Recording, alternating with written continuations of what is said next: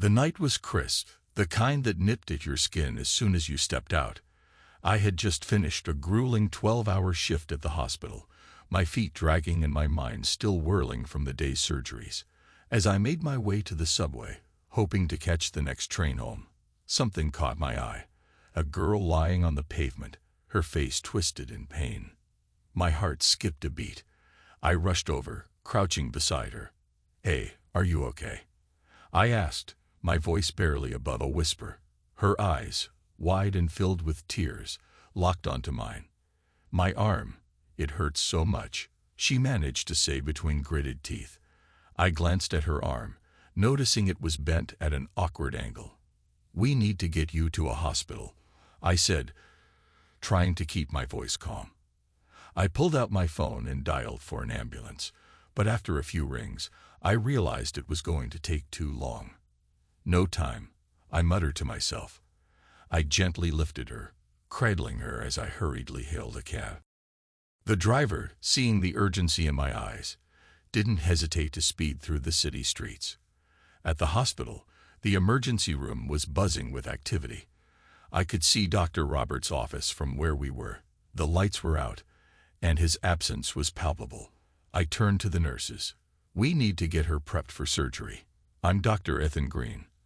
I know this is unconventional, but Dr. Roberts is not here, and this girl needs immediate help." The head nurse, Linda, eyed me skeptically. "You're not authorized to perform surgery without Dr. Roberts' approval." "I understand," I said, trying to stay composed. "But if we wait, her condition could worsen. I've handled similar cases before. Please, let's just get started." Reluctantly, Linda nodded. "All right, but you're taking full responsibility for this." In the operating room, I worked quickly, my hands steady despite the circumstances. As I operated, I couldn't shake the nagging feeling of stepping beyond my boundaries. The clock ticked loudly, each second feeling like an eternity. When the surgery was over, I felt a wave of exhaustion mixed with relief. I'd managed to set Sophie's arm properly and stabilize her. I glanced at the clock. Dawn was approaching. I needed to think about her next steps. Back in the recovery room, I checked on Sophie. She was still out cold from the anesthesia. I wiped the sweat off my forehead and sat down in a nearby chair. My mind raced with the implications of what I had done. As I was lost in thought, the door creaked open. A middle-aged woman with an anxious expression stepped in. "Where's my daughter?" she demanded, her voice trembling. I stood up quickly. "She's in recovery. I'm Dr. Ethan Green." "You must be Sophie's mother." "Yes, I'm Claire Thompson," she said, her eyes darting around. "I've been looking everywhere for her. What happened?" I took a deep breath. Sophie was found injured on the street. I performed an emergency surgery. Dr. Roberts was absent, so I took the initiative. Claire's eyes widened. "You did what?" "I know it's not standard procedure," I admitted, "but Sophie needed immediate care. I couldn't just leave her in pain." Claire's expression softened, though concern remained. "I appreciate what you've done, but this isn't how things are usually handled." "I understand," I said, feeling the weight of the situation. "I'll make sure she gets the best care possible until she's ready to go." Claire nodded, though she still looked worried. "Thank you for helping her."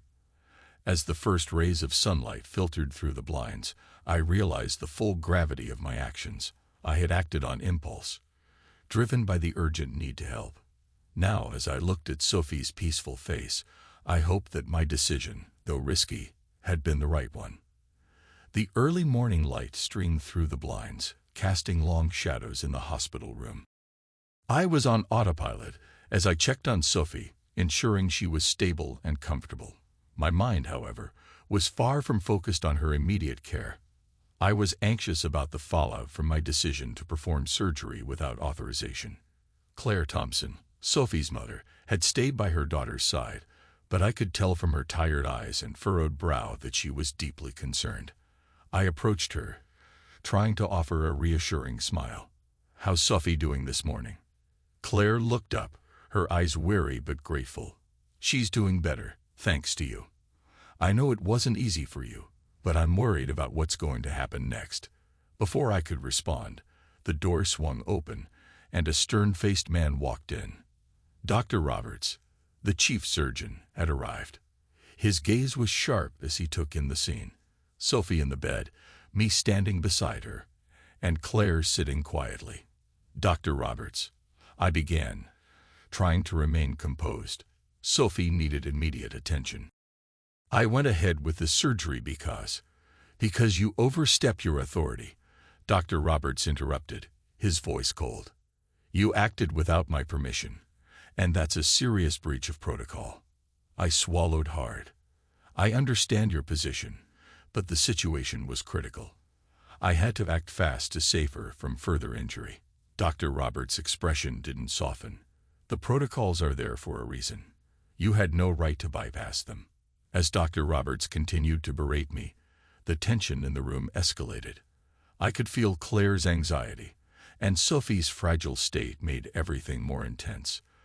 The nurse, Linda, who had initially questioned my decision, now stood nearby, her expression a mixture of concern and judgment.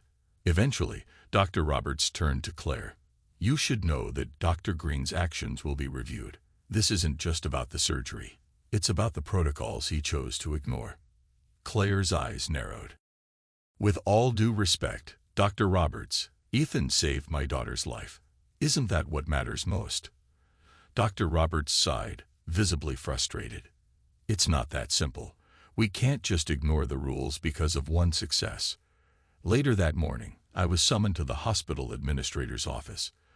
The weight of the situation pressed heavily on my shoulders as I walked down the sterile, brightly lit corridors.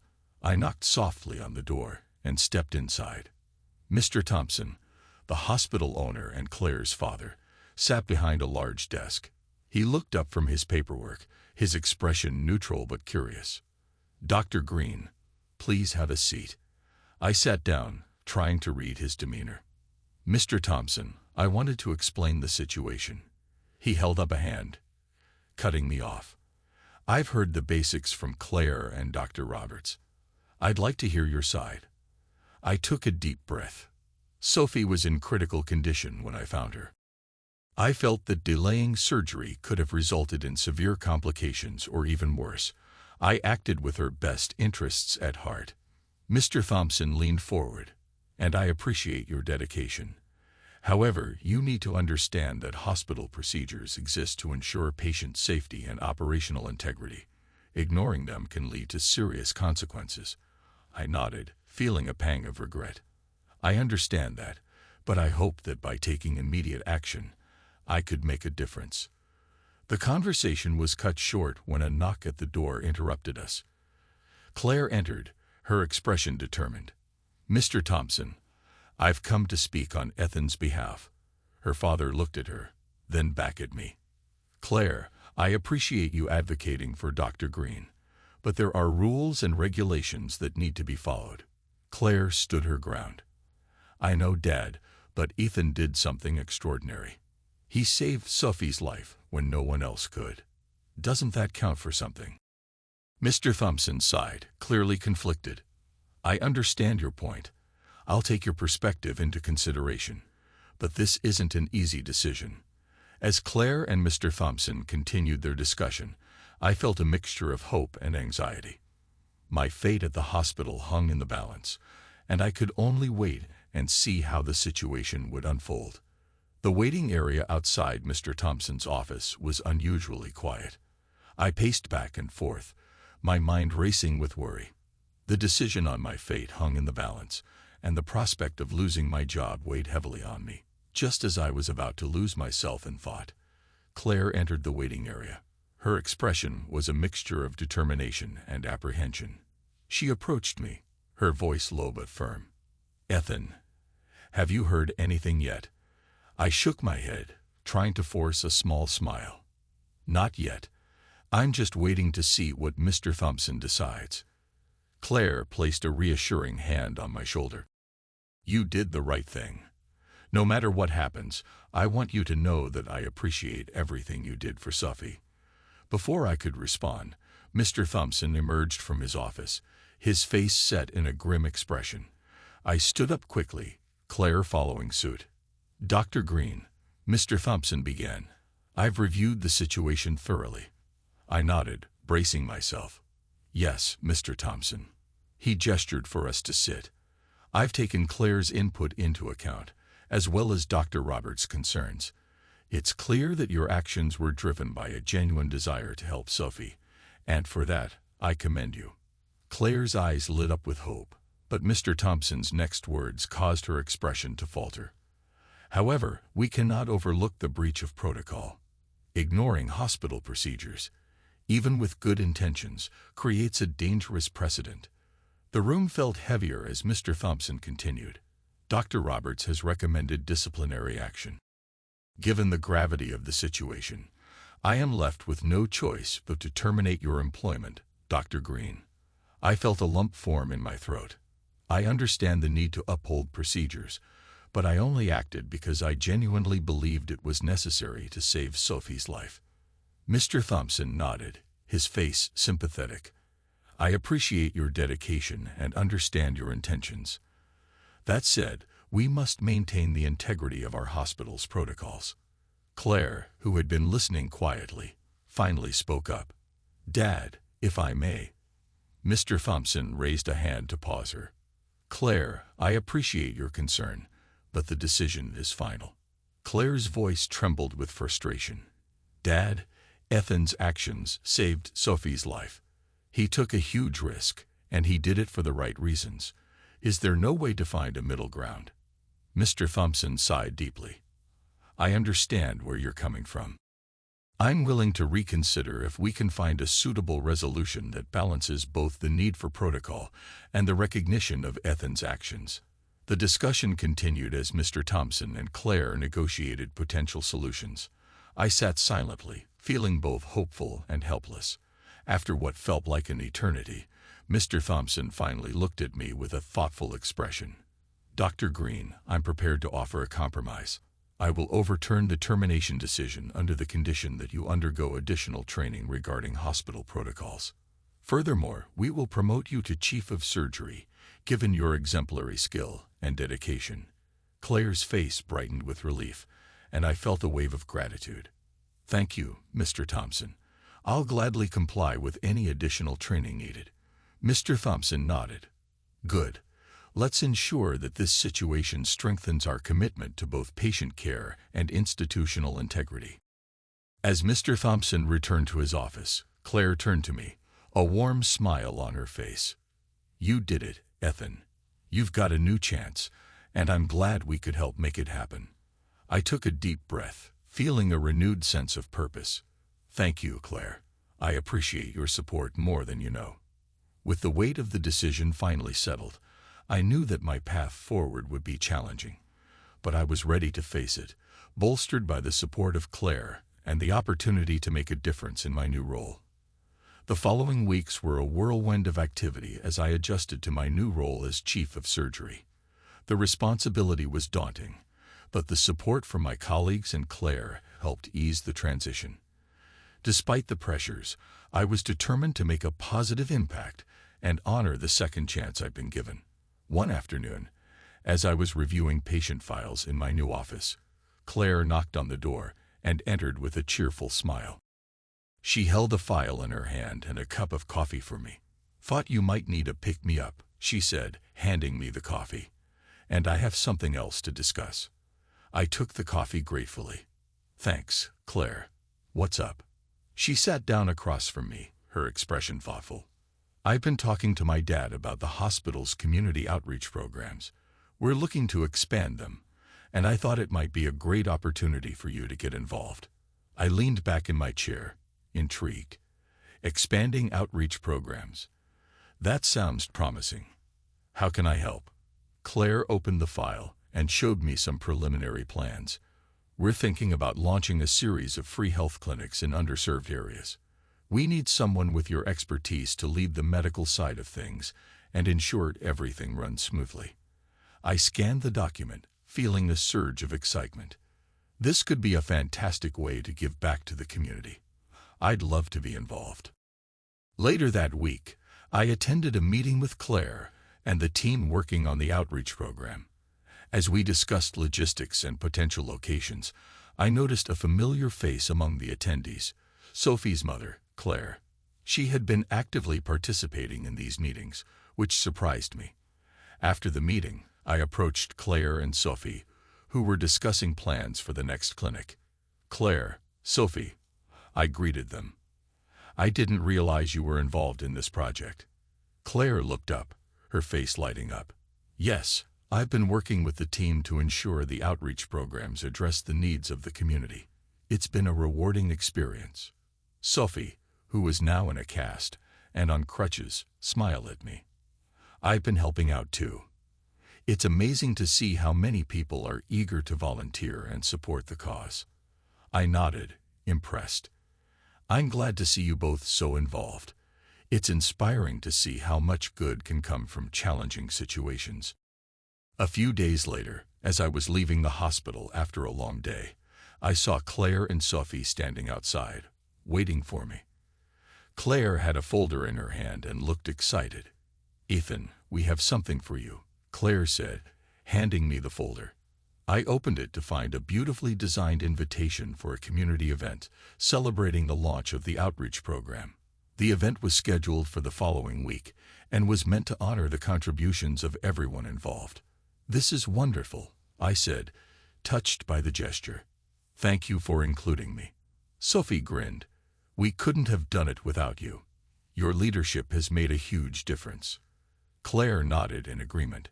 "And this event is a small token of our appreciation.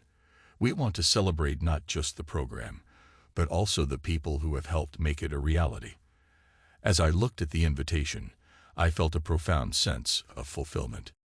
The challenges I faced and the unexpected turn of events had led me to a place where I could make a meaningful impact. The support from Claire and Sophie, along with the opportunity to contribute to the community, had transformed my career and perspective. I looked at Claire and Sophie with gratitude. "Thank you both. This means a lot to me. I'm excited to celebrate this achievement with everyone." With a renewed sense of purpose and optimism, I prepared for the upcoming event, knowing that the road ahead was filled with opportunities to make a difference. The grand opening event for the outreach program was a significant milestone for the hospital, and it was held at a beautifully decorated community center. The room was filled with attendees, including staff, volunteers, and community members. The atmosphere was lively and celebratory, with a sense of accomplishment hanging in the air. Claire and I arrived early to ensure everything was in place. As we walked through the room, Claire glanced at me and smiled. "You've really outdone yourself, Ethan. The program is a huge success, and it's all thanks to your hard work." I looked around at the bustling activity, feeling a deep sense of satisfaction. I couldn't have done it without the support from everyone, especially you and Sophie. It's been a team effort. As the event began, James Thompson, the hospital's owner and Claire's father, took the stage to address the crowd. His speech was heartfelt, acknowledging the contributions of everyone involved and emphasizing the importance of community support. After his speech, he invited me up to say a few words. Taking the microphone, I looked out at the audience, feeling a mix of nerves and excitement. "Thank you, Mr. Thompson, and thank you all for being here. This program represents more than just healthcare.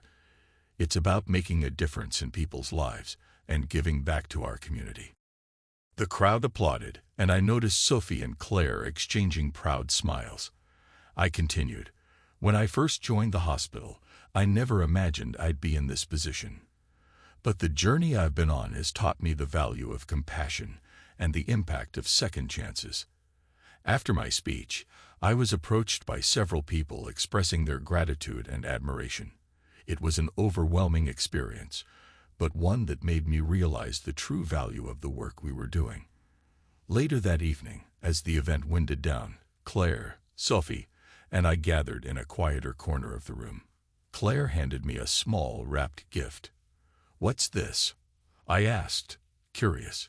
Claire smiled. "Just a little something to show our appreciation for everything you've done," I unwrapped the gift to find a framed photograph of the team working on the outreach program, along with a handwritten note that read, "To Ethan, with gratitude for your dedication and for giving us hope. From Claire, Sophie, and the entire team." I looked up, touched. This is really meaningful. Thank you both. It's been an incredible journey, and I'm grateful for the chance to be part of something so special. Sophie, who was still adjusting to her cast, nodded. I've seen how much you care about this program and the people you help.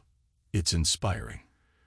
Claire added, I'm proud of how far we've come together, and I'm excited about what's next. The following week, things at the hospital began to settle into a new routine. My role as chief of surgery was demanding, but it was fulfilling in ways I hadn't anticipated. The outreach program continued to grow, and the positive impact on the community was evident. One afternoon, while I was reviewing patient charts in my office, James Thompson stopped by. He had a serious expression, but also a look of satisfaction. "Ethan," he began, "I wanted to personally thank you again for everything you've done. The outreach program is already showing impressive results, and the community has responded positively." I looked up, grateful for his acknowledgement. "Thank you, Mr. Thompson. I'm just glad I could contribute to something meaningful." James continued, "I also wanted to let you know that we've been receiving positive feedback about your leadership. It's clear that you've not only redeemed yourself, but also set a new standard for what we can achieve together." I smiled, feeling a sense of fulfillment. I appreciate that. It's been a challenging but rewarding experience. As James left, I looked around my office, reflecting on how much had changed.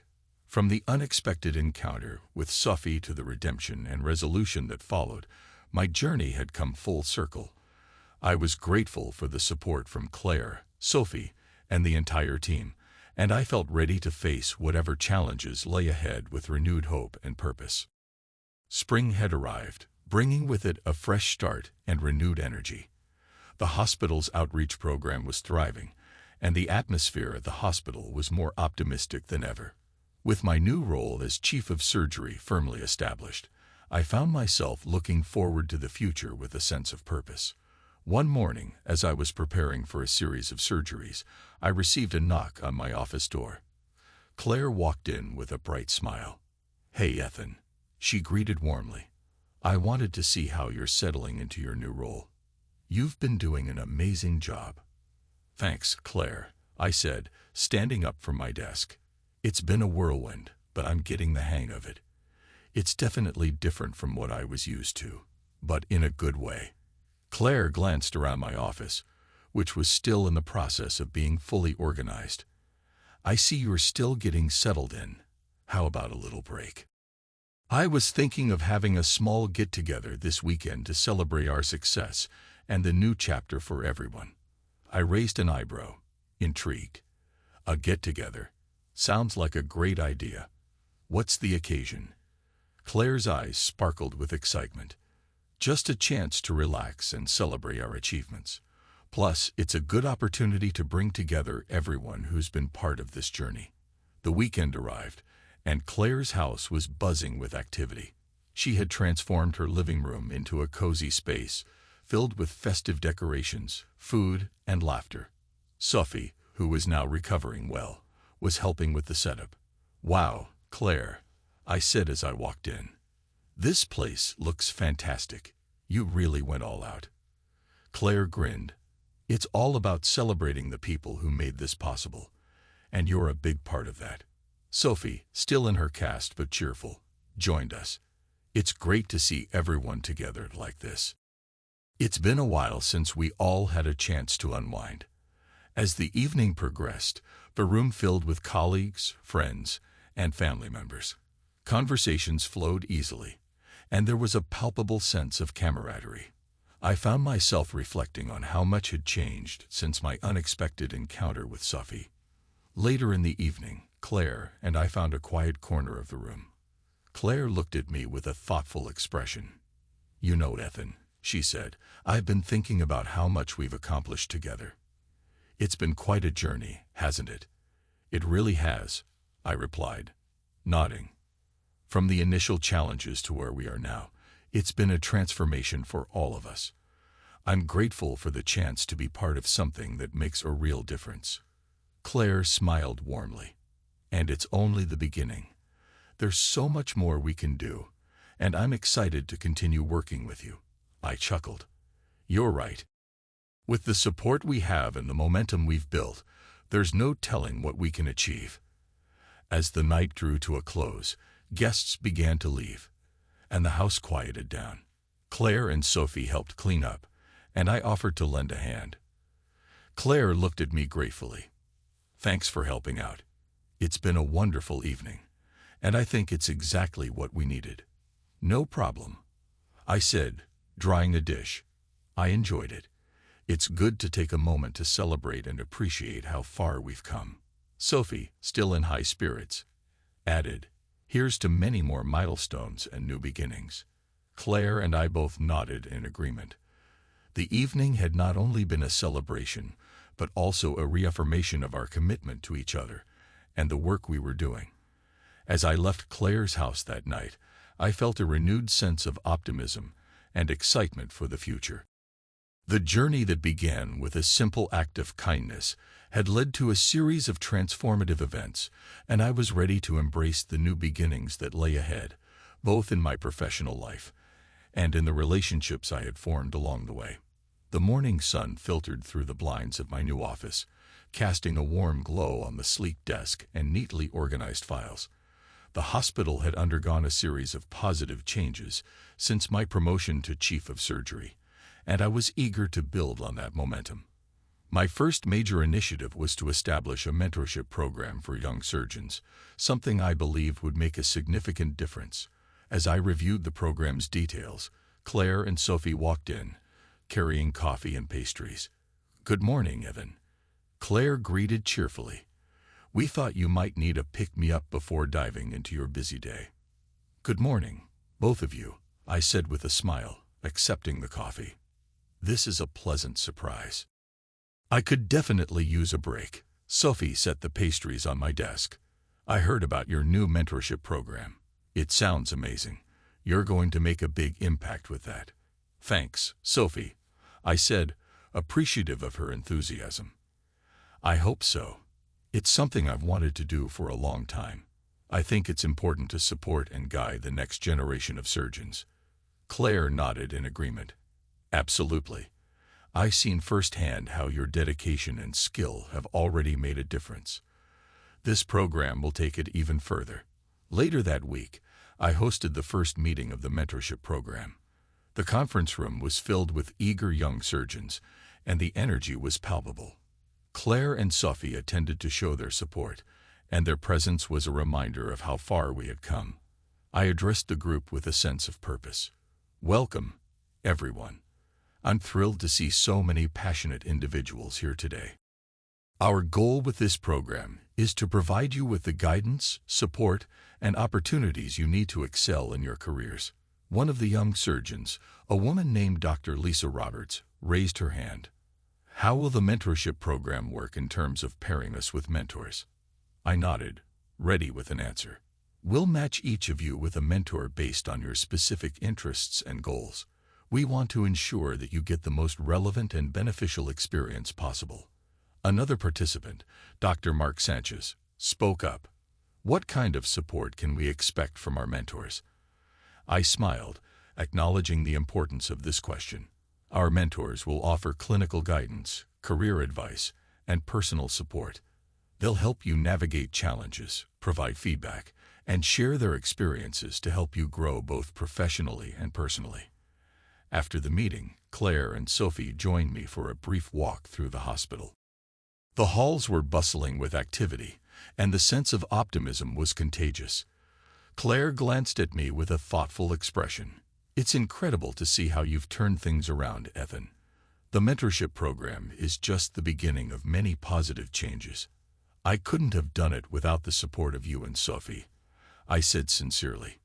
Your belief in me and this project has made all the difference. Sophie chimed in. And we're excited to see where this journey takes us. It feels like we're part of something really special. Claire's eyes softened with pride. We are. And as we continue to grow and make an impact, it's important to remember that we're building a legacy, one that will benefit countless others in the future. As the weeks went by, the mentorship program flourished, and I felt a deep sense of fulfillment. My relationship with Claire and Sophie continued to strengthen, and we often spent time together outside of work, sharing our experiences and supporting each other. One evening, as we gathered for dinner at Claire's house, the conversation turned to our plans and dreams for the future. Claire raised her glass. To new beginnings and meaningful futures. To the work we're doing and the lives we're touching. Sophie and I joined in, raising our glasses in a toast. To the future, we echoed. The sense of camaraderie and shared purpose was palpable. The journey that began with a single act of kindness had blossomed into something far greater, and I was grateful for the opportunities that lay ahead. As I looked around at the people who had become so important to me, I knew that our future was not just about professional success, but also about the meaningful connections we had forged and the impact we would continue to make together.